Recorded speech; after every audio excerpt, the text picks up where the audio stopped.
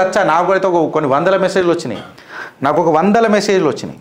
బీహార్కి ఇన్ని పైసలు ఇచ్చిండ్రు, ఆంధ్రప్రదేశ్కి అన్ని పైసలు ఇచ్చిండ్రు. ఇప్పుడు నేను ఏమంటున్నా, బీహార్ని తయారు చేసింది ఎవరు అని అడుగుతున్నా, రాహుల్ గాంధీని అడుగుతున్నా, రేవంత్ రెడ్డిని అడుగుతున్నా, కాంగ్రెస్ వాళ్ళని అడుగుతున్నా. బీహార్కి తయారు చేసింది ఎవరు? అది వేరే విషయం. నేను మళ్ళీ చెప్తున్నా, బీహార్లో సరైన నాయకత్వం ఉందా లేదా అది వేరే విషయం. నేనేమంటున్నా అంటే బీహార్కి మీరు ఏం చేసిరని అడుగుతున్నా.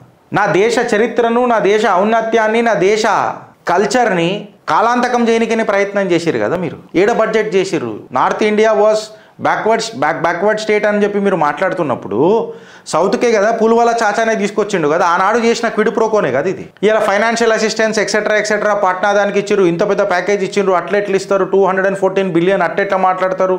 బీమారు స్టేట్ అయిపోయి వాళ్ళని సెల్ఫ్ సస్టైన్ చేయడానికి ప్రయత్నం చేస్తున్నాం. ఎన్ని రోజులని ఇస్తాం? ఇది ప్రతిసారి ఇయ్యం, సెల్ఫ్ సస్టైన్ చేస్తాము. కాకపోతే కేంద్ర నాయకత్వం కూడా ఆలోచించుకోవాలా, కిస్కే హాత్ మే పైసా దేనా పడ రా అప్నేకు, whether this guy is competent or not. ఏదైతే నాయకత్వానికి మనం పైసలు ఇస్తున్నామో వాళ్ళు నిజమైన నాయకత్వ లక్షణాలు ఉన్న నాయకులా? ఒక బ్రిడ్జ్ 3 సార్లు కూలబోతున్నది కదా ఆడ. ఇది మనం ఆలోచించాలి, కేంద్ర సర్కార్ ఇది ఆలోచించాలి. ఎన్నిసార్లు డిఫెండ్ చేస్తాడు, ఏడేడాన్ని డిఫెండ్ చేస్తాడు కట్టర్ కార్యకర్త. ప్యాషన్ ఉంటుంది, చేస్తాడులే మన కార్యకర్త. ఎట్లా చేస్తాడు, ఏడికేం చేసుకుంటూ వస్తాడు, ఇది మీరు ఆలోచించాలి. బీహార్ వెనుకబడి ఉన్నది కన్నా నో డౌట్. బీహార్కి కాంగ్రెస్ ఏం చేయలేదు అందులో నో డౌట్.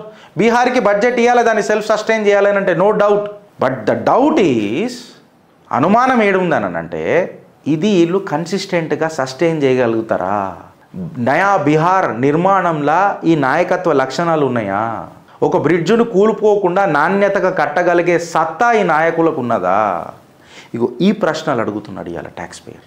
ఆంధ్ర కాడుకొద్దాం, రాష్ట్రాలు విడిపోయినాయి, మన పక్క రాష్ట్రం బాధలలో ఉన్నది. విడిపోయిన తర్వాత వాడు నాశనం కావాలని కోరుకోవడం మానవత్వమా?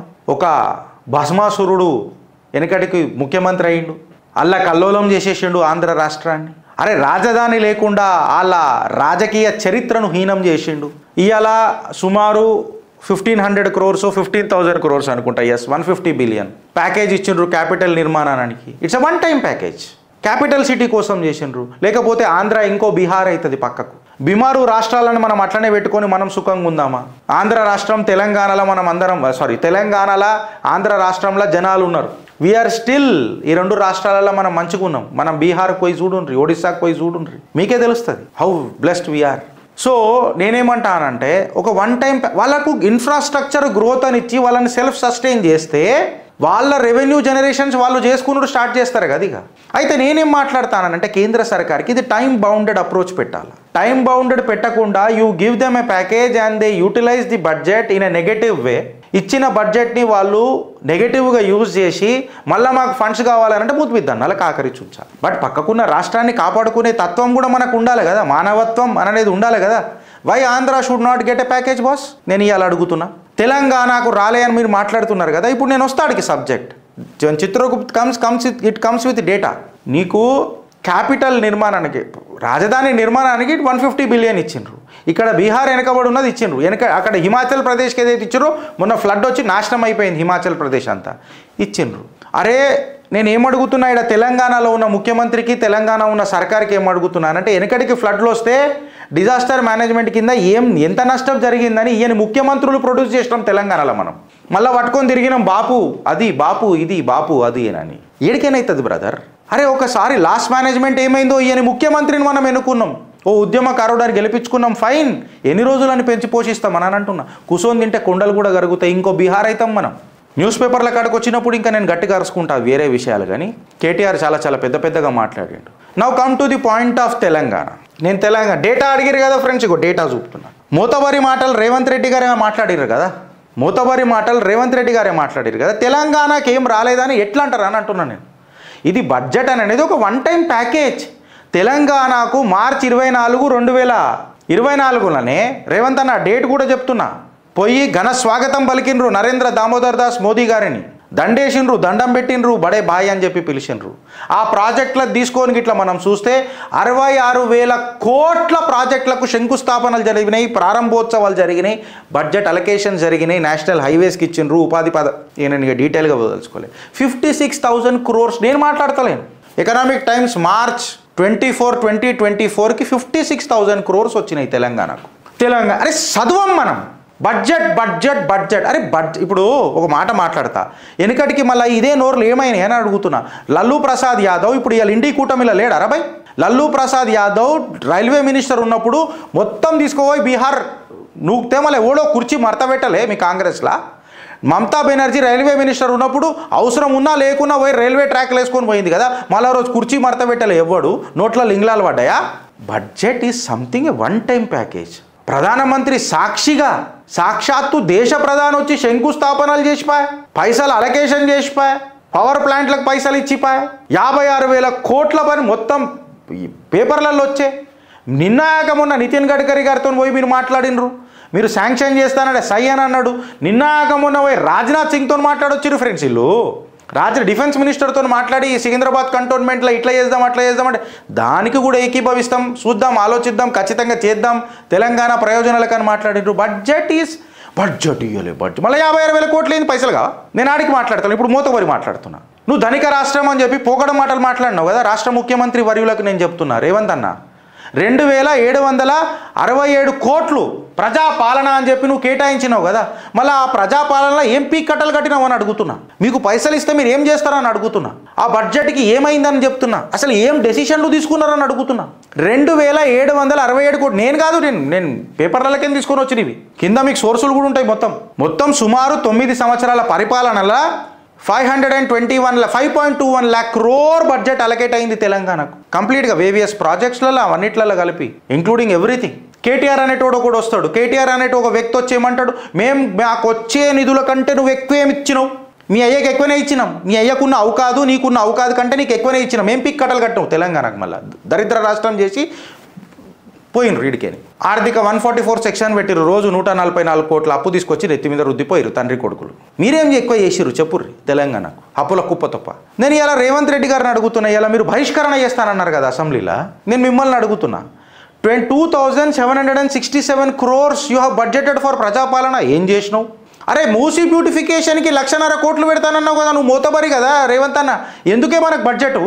ఇలా అడుగుతారు ఇట్లాంటి ప్రశ్నలే. మళ్ళీ మూసీ బ్యూటిఫికేషన్కి ఫ్రెండ్స్ ట్యాక్స్ పేయర్ల పైసా 1.5 crore మన 1.5 lakh crore మన సారు మూసీ బ్యూటిఫికేషన్కి పెట్టిండు. ఎడికైనా అవుతుంది, ఎట్లా అవుతుంది? రుణమాఫీ, రైతు రుణమాఫీ 31,000 కోట్లు ట్యాక్స్ పేయర్. నువ్వు ఎవడికి ట్యాక్స్ కట్టినోడికి ఏం మాఫీ చేసినావు రేవంత్ అన్న? ఓడి చేయమన్నా నిన్ను. సంక్షేమ పథకాలు ఇక బంక చెక్క అంట, నేను ఇక డైరెక్ట్గా అవి సంక్షేమ పథకాలు కావు, బంక చెక్క పథకాలు అని అంట.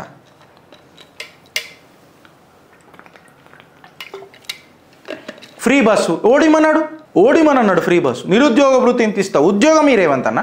2,000 కోట్లు 2,700 కోట్లు ప్రజాపాలన పెట్టినావు, ఏం పెట్టినావన్నా? రైతులు సాగునీటి కోసం తాగునీటి కోసం రోడ్ల మీదకి ధర్నాలు చేస్తుంటే వైట్ పేపర్ కాళేశ్వరం ఫైల్స్ అది ఇదని అనుకుంటే పవర్ పాయింట్ ప్రజెంటేషన్లు ఇస్తున్నారు మీరు. కానీ అదన చేసిరా, మళ్ళీ అది కూడా చేయకపోయా. అబద్ధాలు మాట్లాడు కాదు. నేను భారతీయ జనతా పార్టీని సమర్థించలే, మిడిల్ క్లాస్ ట్యాక్స్ పేయర్లను సమర్థించిన ఇవాళ ఒక ట్యాక్స్ పేయర్ లెక్క ట్యాక్స్ పేయర్ ఆవేదన వ్యక్తం చేస్తున్నా. మీరేమో సుఖమైన పనులు చేస్తున్నారు రైట్ మొత్తం. This is absolutely a sheet కదా. మహింగాయి బడిగే ఖర్చులు ఏడికైనా ఫ్రెండ్స్. అందుకే చెప్పిన ఇట్స్ రోలర్ కోస్టర్. ఓడి సుఖంగా లేడీడా. ఆడికి 1 లక్ష రూపాయల జీతం ఉంటే సరే హైదరాబాద్లో జరగకుండా స్మార్ట్ ఉన్నాడు అని అంటే, నా భార్య కూడా ఉద్యోగం చేయాలి, కొంచెం నాకు జర తోడవుతుంది అని అంటే, సో ఇద్దరు కలిపి మన యావరేజ్గా 2 లక్షల రూపాయలు సంపాదించిన, వాళ్ళకి 2 పిల్లలు ఉన్నా, ఇవాళ రేపు హిందువులు అయితే మాత్రం ఒకటే పిల్లగాడికి అంటున్నారు, ఒకటే పిల్లలు ఉంటున్నారు, ఒక పిల్ల 2 ఆలుమొగలు, మళ్ళీ వాళ్ళకు తల్లిదండ్రులు, దురదృష్టవశాత్తు ఏమైనా అటు ఇటు ఉంటే అక్క చెల్లెలు కూడా ఉంటారు, వాళ్ళని పెంచి పోషించాలి. 2 కలిసి, ఇద్దరిది శాలరీ సేమ్ ఉంటే నేను చెప్పిన థియరీ పనికి వస్తుంది. లేదు అని అంటే సింగిల్ ఎవరైతే ఉద్యోగం చేస్తాడో మళ్ళీ వాళ్ళకి ఎంత కష్టం అవుతుంది. ఇల్లు ఈఎంఐ కట్టాలా, అమ్మ నాయన స్వాస్థ్య చూసుకోవాలా, హెల్త్ చూసుకోవాలా, పోరల ఫీజులు కట్టాలా, ఆ ఫీజులలో నియంత్రణ ఉండదు. ఈయన జీతం ఏమో సింగిల్ డిజిట్లలో పెరుగుతుంది, ఆడనేమో స్కూల్ ఫీజులు డబుల్ డిజిట్లలో పెరుగుతుంటాయి. సామాన్యుడికి ఏం చేసినావు? మీరేం చేసిరు చెప్పురు నాకు.